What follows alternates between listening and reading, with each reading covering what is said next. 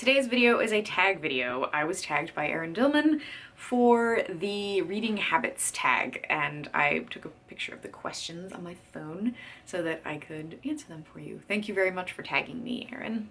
It looked like a really fun haul, so at the end I was like, I hope you tag me. I realize now that I do a lot of tag videos without being tagged. I hope that's okay. Number 1. Do you have a certain place at home for reading?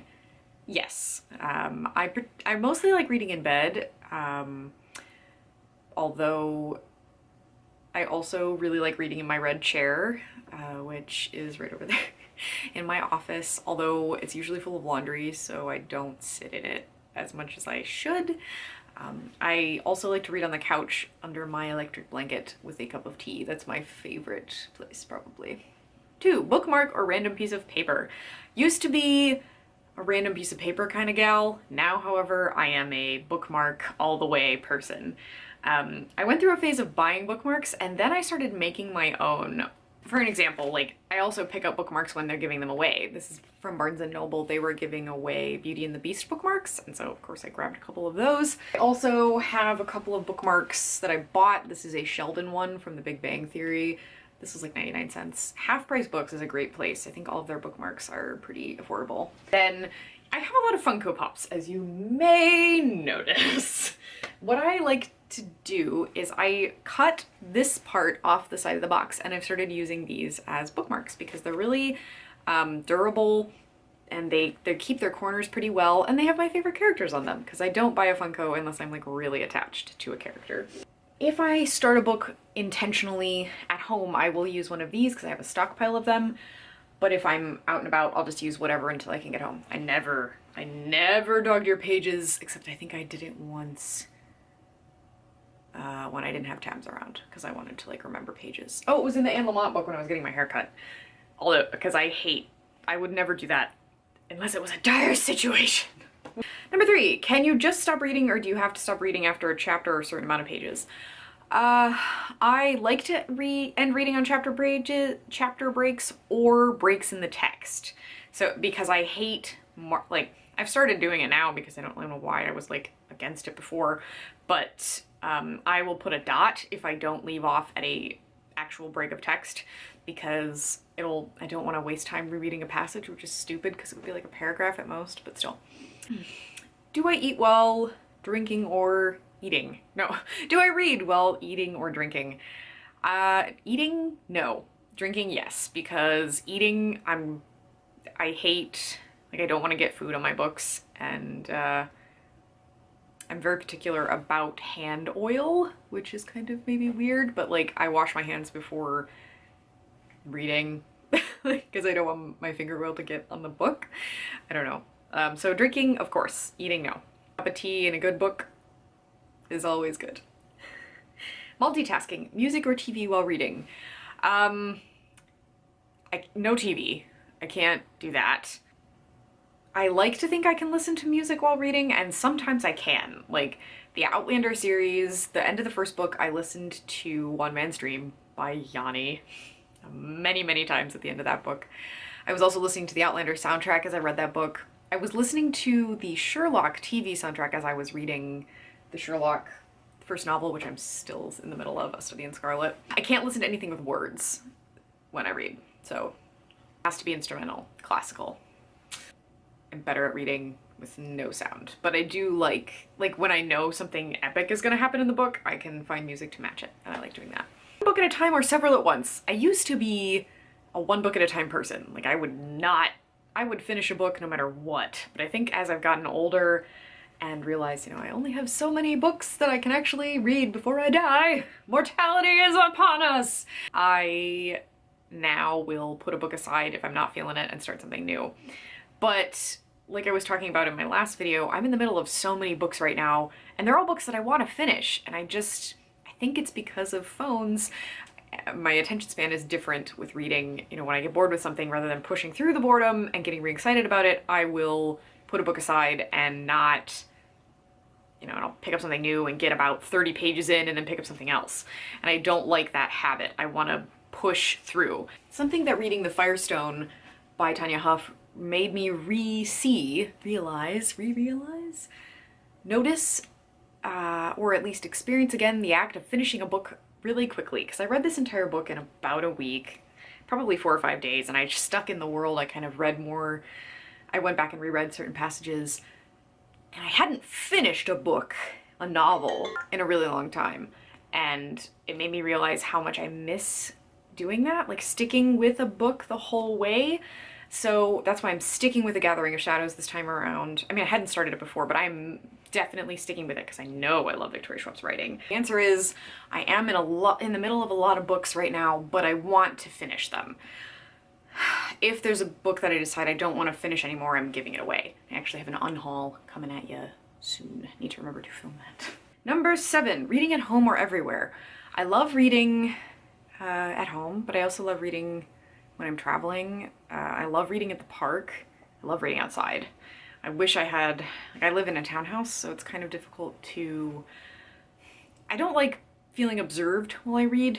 And we have kind of nosy neighbors, so I don't read outside while I'm at home. I wish that I lived in a place with public transport so I could read during my commutes, which I no longer have. But if I had a commute, I would love to be able to read on the train like people do in London. Reading out loud or silently in your head. I'm definitely a silent reader. Yeah, I read in my head.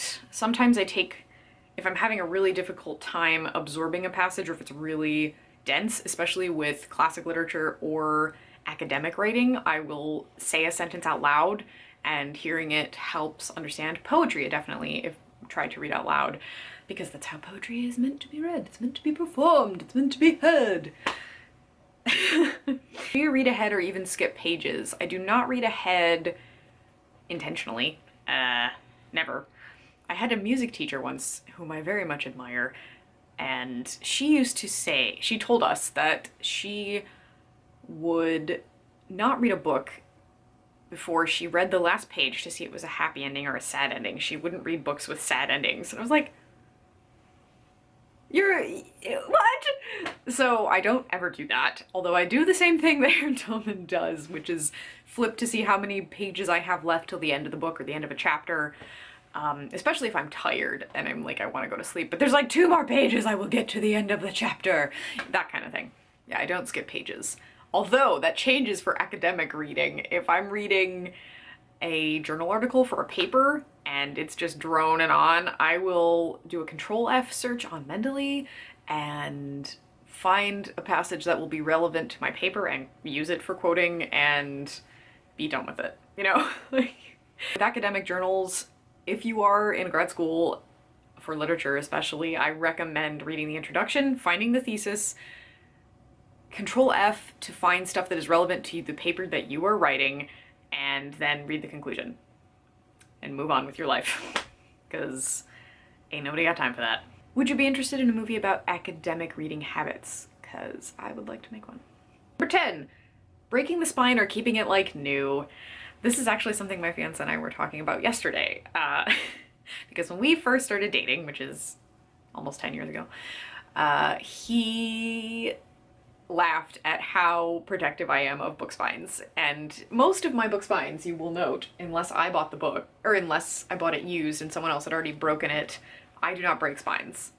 Until recently, because Ariel Bissette's video annotating your books will change your life. It will change, or it changed mine anyway, because she, like me in the past, was very much against ruining the beautiful original state of a book.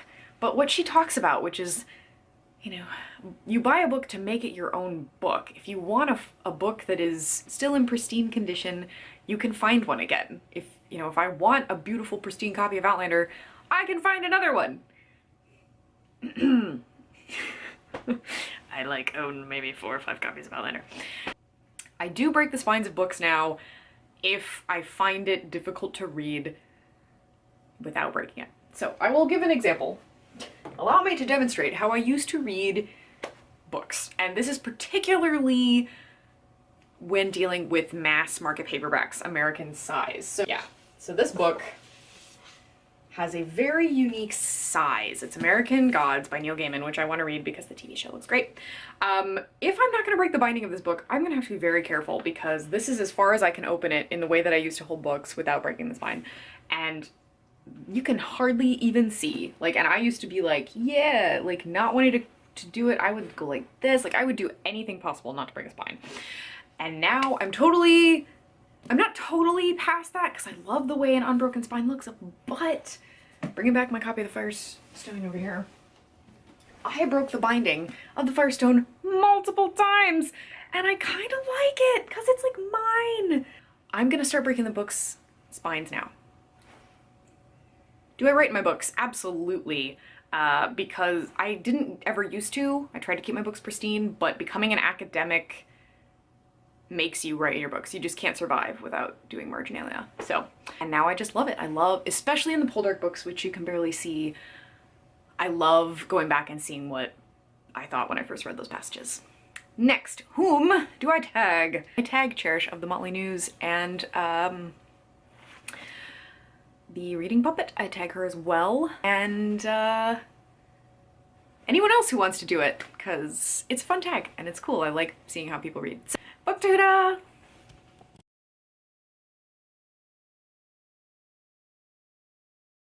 I'm still regretting. I saw another copy of Outlander that I didn't buy at Savers and I'm like, I should go back and get it. It was hardcover and it had it had the same cover as the original used copy of Outlander that I bought, and it would have been like $1. I don't know why I didn't get it. Maybe I should go back today and see if it's still there and get it. It was a little dirty, but I can clean that. It would be my first hard copy, my first hardcover big version of Outlander. All of my versions of Outlander are small, and I've decided I'm not reading the tiny versions of Outlander books anymore. I want the bigger, like I love those ones over there. They are beautiful. The spines flop open. You don't have to break the spines. So anyway,